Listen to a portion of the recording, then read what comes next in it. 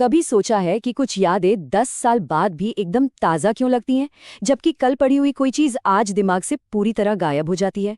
आज हम इसी पहेली को सुलझाने वाले हैं। है ना ये एक अजीब सी बात। मतलब 2014 की कोई तारीख, कोई घटना, उसकी एक एक डिटेल याद है, लेकिन आज सुबह क्या पड़ा था वो धुंधला सा हो गया है। और ये कहानी सिर्फ एक इंसान की नहीं, हम सबकी है। तो सवाल ये उठता है कि हमारा दिमाग आखिर ऐसा करता क्यों है? क्या ये बस रैंडमली कुछ भी याद रखता है और कुछ भी भूल जाता है? नहीं, ऐसा बिल्कुल नहीं है। इसके पीछे पूरा साइंस है, और अगर इसे समझ लिया तो अपनी मेमोरी को मास्टर करने का रास्ता खुल जाता है।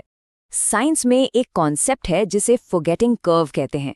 ये एक ग्राफ की तरह हमें दिखाता है कि कोई भी नई जानकारी कितनी तेजी से हमारे दिमाग से फिसल जाती है, और अगर हम उससे दोहराने की कोशिश न करें तो एक हफ्ते के अंदर हम उसका 90% तक हिस्सा भूल सकते हैं।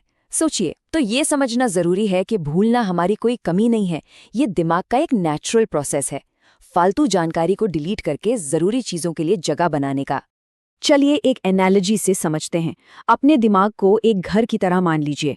अब अगर हम बाजार से सामान लाकर यूं ही कहीं भी फेंक दें तो जरूरत के टाइम पर उसे ढूंढना कितना मुश्किल होगा, है ना?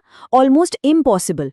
ठीक वैसे ही अगर इन्फॉर्मेशन को दिमाग में सही तरीके से ऑर्गेनाइज न किया जाए तो सही समय पर वो याद नहीं आएगी।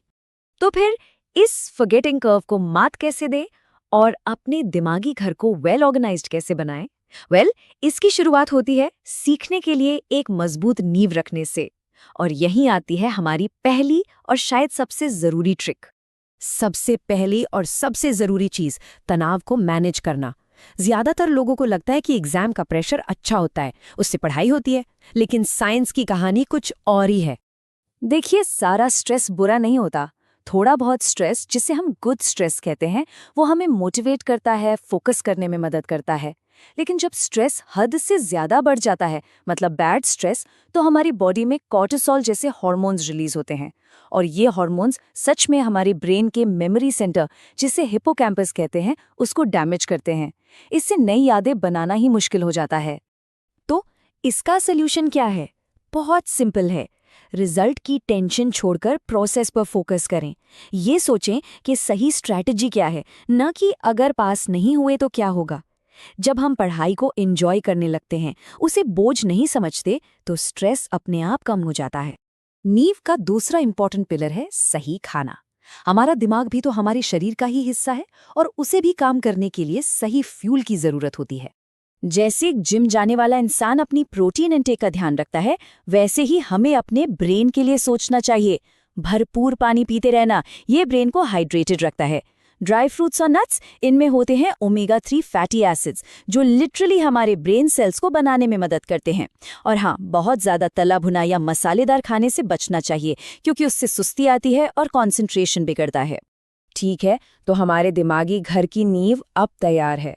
अब बात करते हैं कि इस घर में इंफॉर्मेशन का सामान रखना कैसे है। मतलब वो एक्टिव टेक्निक्स जो जानकारी को लॉन्ग टर्म मेमोरी का हिस्सा बना दें। ये ट्रिक सीधे सीधे उस फॉरगेटिंग कर्व पर हमला करती है, जिसके बारे में हमने शुरू में बात की थी।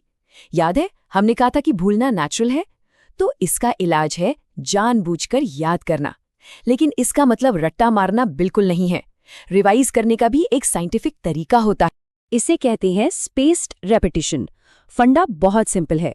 जो भी आज पढ़ा है उसे 3 दिन बाद रिवाइज करें, फिर 7 दिन बाद, और फिर 15 दिन बाद। हर बार जब हम ऐसा करते हैं तो हम अपने दिमाग को सिग्नल भेजते हैं कि हे, ये इन्फॉर्मेशन इम्पॉर्टेंट है, इसे डिलीट मत करना, इसे संभाल कर रखो।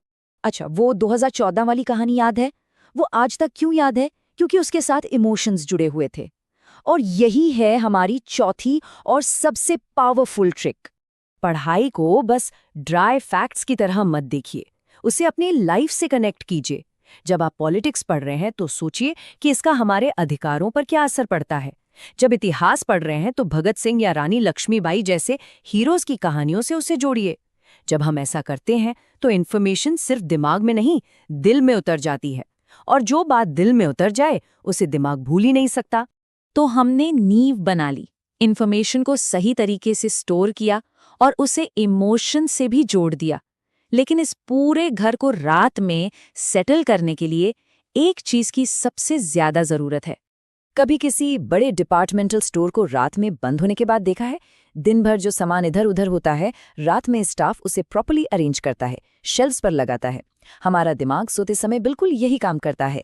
दिन भर हमने जो कुछ भी सीखा उसे वो सॉर्ट करता है, ऑर्गेनाइज करता है और लॉन्ग टर्म मेमोरी में फाइल करता है। इस कमाल की प्रोसेस को कहते हैं मेमोरी कंसोलिडेशन। इसलिए रात रात भर जागकर पढ़ना ये सबसे बड़ी गलतियों में से एक है। हम जो भी पढ़ रहे हैं वो ब्रेन में कंसोलिडेट ही नहीं हो पाएगा। दिमाग को अपना काम ठीक से करने के लिए और सीखी हुई चीजों को पक्का करने के लिए हर रोज 7 से 8 घंटे की गहरी नींद बहुत बहुत जरूरी है। तो हमने 5 बहुत ही पावरफुल तरीकों को समझा है। चलिए एक बार फटाफट इन सबको एक साथ देख लेते हैं ताकि ये मेमोरी टूल किट हमेशा हमारे काम आए। तो ये रहा हमारा 5 सूत्रीय मेमोरी टूल किट। सबसे पहले स्ट्रेस मैनेज करके एक शांत दिमाग की नींव डालें, फिर सही खाने से उसे फ्यूल दें।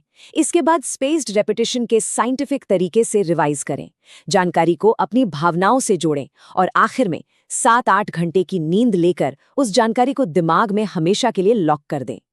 आखिर में बस एक बात याद रखिए, अच्छी मेमोरी कोई सुपर पावर नहीं है जो कुछ लोगों को जन्म से मिलती है। ये एक स्किल है जिसे कोई भी इन तरीकों को अपनाकर डेवलप कर सकता है। तो सवाल अब ये नहीं है कि हमारी मेमोरी कैसी है, सवाल ये है कि इन तरीकों का इस्तेमाल करके आज हम क्या सीखना और हमेशा के लिए याद रखना